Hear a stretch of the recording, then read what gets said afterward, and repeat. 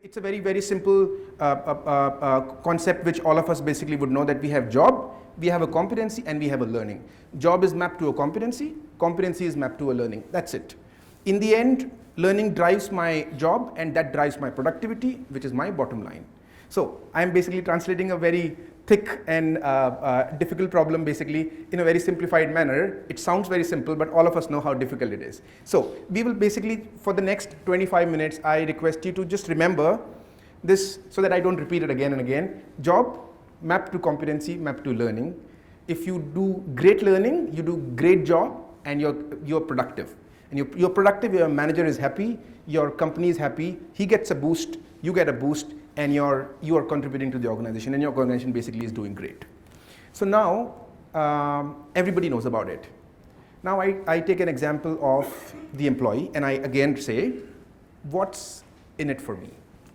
So when I say what's in it for me, let's be honest and think about it, that do I naturally think for the first time when I look at it from a learning perspective, what's in it for me? I go and think about, I've got this particular job, and there are about 5 competencies attached to it and 10 learnings attached to it. Let me go and figure out what are the learnings I don't know. Do I do that? Anybody does that? Okay. I will not churn your minds. I will question and I will answer. So it's easier. It's the last session. Don't worry. So I will say that maybe I'll get down. I am closer to you. So I was mentioning that I've got 5 competencies. I've got 10 learnings. I've got a job. What's in it for me? I will never think about, let's be honest, what are those learnings I should do? I will only learn based on what comes to me. And then I will select and I will choose. There are multiple scenarios. I will take a superset of all our organizations actually, so that all of you can relate to it. So, and actually I'm talking about directional learning, which I will try to conclude. So we are saying that what interests me is what I will want to learn. Now, it is the job of my respective manager or the framework that I have that I come across those learnings which are actually tied to my competencies, and which basically indirectly gives me an inclination to learn. Why am I learning? Because it interests me. So if I say what's in it for me, I would only learn something where I feel I'm interested, or I feel that personally in my professional career in general, it will help me to grow. Third, very recently I have been bombarded by my manager, and he has told me 5 improvement areas, so that's on my mind. So those 5 improvement areas, if I come across that particular learning, I will go for it. Or in general, I know these are my strengths and I want to sharpen my skills. That is independent of my organization. I want to sharpen my skills, and if I come across that particular learning, immediately that will take my interest, because I am going to benefit my personal career. And of course, everybody's agenda is basically that we are successful professionally. And I think if from an organization perspective, and we are as HR practitioners thinking about how are we translating learning from a direction perspective or from an output perspective, and how my each and every single learner actually relates to it, is something that if we only remember this word while we have those job competency learning stuff at the back, that when my employee says what's in it for me, I am able to feed them a lot of information. This might be a little confusing, which is why, while there is something on the slide which I will basically try to gaze through, but I will just write it here so that I can drive directional learning through that. And managers, how do I drive productivity for my team? Absolutely, which is absolutely their KPI.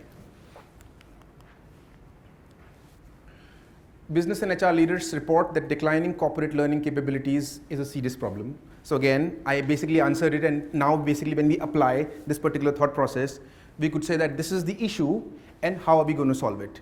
And we always remember basically, so this is what we have to try, and how we can actually operationalize is probably we will try to connect. Consider learning and development as very important, of course. Only 25% companies feel comfortable with today's digital learning environment. Now, that is again a major problem. We talk about digital HR, we talk about experimentation, we talk about gamification, we talk about the best of the best available learning scenarios. However, we have to see whether our respective organizations are ready for it or not. I might spend a lot of money in a learning management system. I might spend a lot of money in generating content, but whether that is getting consumed or whether my organization is ready to be able to consume it in that particular digital trend is something, again, which I have to look at. In some organizations it might apply, in some organizations it might not apply. So again, so that's something basically which is one parameter to look at. From a trend perspective, companies are stuck with decades-old learning management systems. That's true. If I ask you that, when was the last time you guys upgraded the learning management system in your organization? I'm sure there are a lot of companies basically you would want to, but at the same time, technology is not substitute for expertise of a company's own people. So yes, we feel basically that if we have a lot of learning content, if you got a great LMS, our learning absolutely will happen in the organization, which is absolutely not true. If we measure it, we would know exactly how to do it. Again, if we measure it, when I say whether do we have a framework in order to be able to measure how learning is happening in my organization, and trust me, you got the best learning content, you got the best learning specialists, and you got the best learning management system available in the current times, still you will not be able to measure learning output if the framework is not in place. And I think that is one of the biggest aspect which all of us from an L&D perspective should look at. Again, how is something which we have to think. There are multiple ways to it. We will touch upon a little how much I can in this last session. But yes, you could actually operationalize a simple formula. But again, there is a very little amount of work to be done on these aspects. Unfortunately, it doesn't happen in the respective organizations. If it happens, the amount of work that we have done to do the LMS system, to do the learning framework, would come probably 5x times more productive if such small little aspects have been taken care. I would say the first and foremost would be measuring the learning productivity. And again, we have to remember basically that if we think from this perspective and draw out a framework which gets added in terms of, if not yearly, at least once in 2 years, we are able to manage our learning productivity index and say exactly what's happening in our organization, I think probably would be a must and very beneficial for our organizations. Advanced media, including audio, video, and simulations, are essentials in learning. I think this is a given. I don't think this is a problem. We know exactly that today everybody can consume advanced learning technologies. Again, the content basically is the king, and how are we basically going to generate that? We're talking about manufacturing sector. We're talking about consulting sector, which is professional services, and we're talking about trading. Majority of the companies say that we want to do learning, but we do not have a job competency learning framework. And if we were to do a competency framework, it would take a lot of time, and the impact and the momentum that we are driving for the current project will not happen. Now, this is a very big problem. If we do not have a competency framework, it's very apparent that we can't measure the learning productivity because it is not linked to the job. At the same time, we have this problem of, guys, we want to have a learning framework because we want to do it. We want to basically absolutely make sure that our people have enough learnings and we are able to track and they are learning.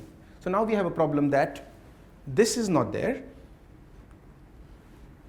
competency is not there, and we have a job, of course, that each of our organizations have. And then we are ready to do a learning framework. We were talking about job, competency, and learning.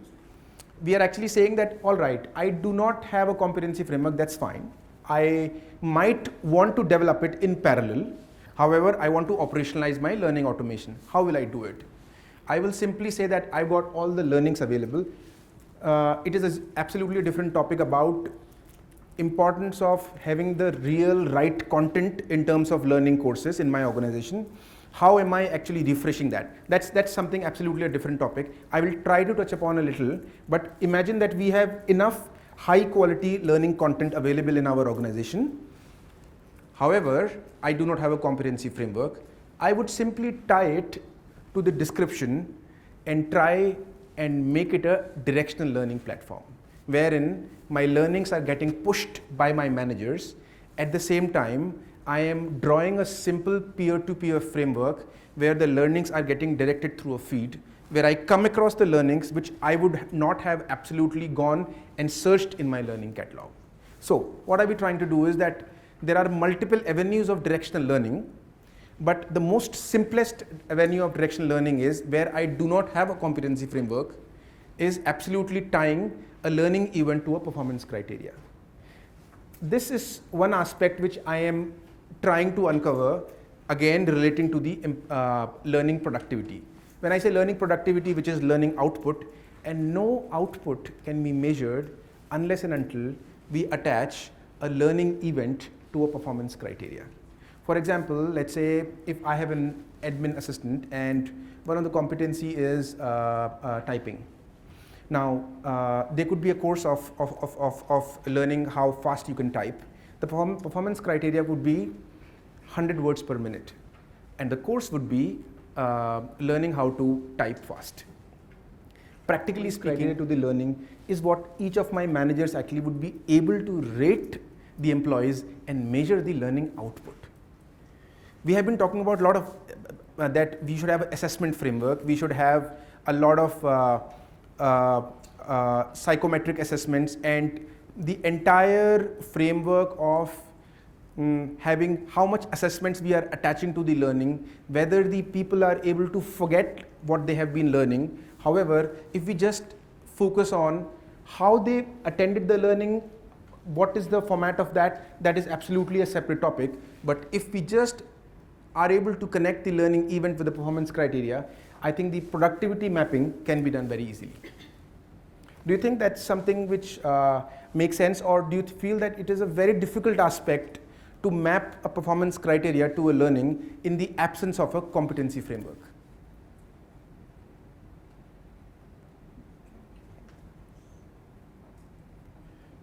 Or it sounds too theoretical, and in a real organization matter, it might be too difficult to have a performance criteria attached to a learning in order to be able to measure the learning productivity. Okay, so that's one thought probably we can, I can leave you with, and that's something basically which you can think about. I go to the slide where I say that learning assurance is something which can be independently traced through learning output, which I was talking about. If you happen to have a competency framework, then absolutely competency assurance is something which can only and only driven by my line managers. Absolutely, if you look at it, I give the agenda of learning to my employees. I give the agenda of competency assurance to my managers. That means if I am automating it, I am looking for a consumer grade tool for my employees, which is going to be my learning assurance framework, which of course one of the element is learning management system. However, if I am looking at competency assurance, that's where 5 people report to me, and I need to make sure that each one of them are competent enough.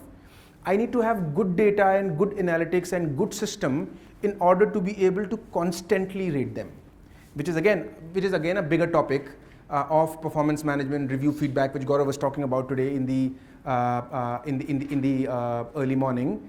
And I would basically rather keep it very simple that if we are able to have a tool where the managers are able to very easily grade the employees by looking at an absolute transparent picture of their competency, it is only possible if we have a competency framework. So ideally speaking, we can't do a competency assurance if we do not have a competency framework practically for the managers. So then we should be actually looking out different avenues where competency assurance can be met, or until the time my organization is ready for it, and I am basically able to generate that particular competency assurance. Otherwise, we can absolutely skip this particular element. And the reason why I draw the slide like this is that each one of them can be absolutely adopted independently for our organizations based on the readiness that we have. And which is where basically the module readiness or corporatization of or operationalization of each particular process is important, that we only look at one process and try to automate and see whether we are able to make a complete automation of that particular process. The other topic actually which typically gets, which I think a little bit related to the previous session of onboarding assurance. So practically, okay, this particular tile is just not talking about the interns, but we're talking about end-to-end anybody and everybody that we are hiring, how important it is the time to perfection of that particular employee to be able to generate the quality of work for which he or she has been hired for. And I think that's again a function of how soon, how quickly we can get them up to speed, and what is the framework that we have given to them.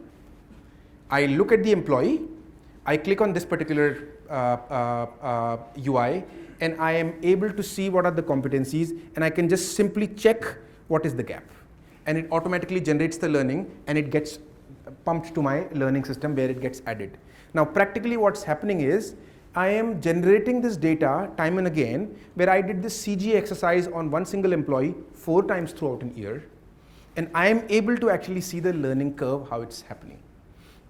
This is another aspect of learning, directional learning, which it is coming from the manager side rather than the employee side. So I was talking about employee sees what's in it for me. He sees the interest level. He sees from a learning graph perspective or a career path perspective that I've done this, so it gives me a catalyst, I will do that. At the same time, manager is pushing something, and that particular employee is taking it because manager is actually putting it out as an improvement criteria. So this is something which is basically coming from the manager, which I think the managers are the custodians for it, and they cannot be blaming HR for that. However, it is the duty of the HR from a framework perspective that they built this together. They are, I would say basically HR can only be an enabler in bringing the competency framework, but the drive probably can be coming from their side, which in the end basically together from a collaboration perspective can be firmed out. And then these kind of data basically can be captured. So if you look at it, what I can actually take out from this is, from a 6-monthly data, I can look at what is the most common learning gap and why that particular gap is happening. And I can straight away pinpoint and say, I do not have this particular learning in my organization, or this particular learning is scarce in this particular region. So let me probably develop a great learning instructional-led course to be able to fulfill this particular gap.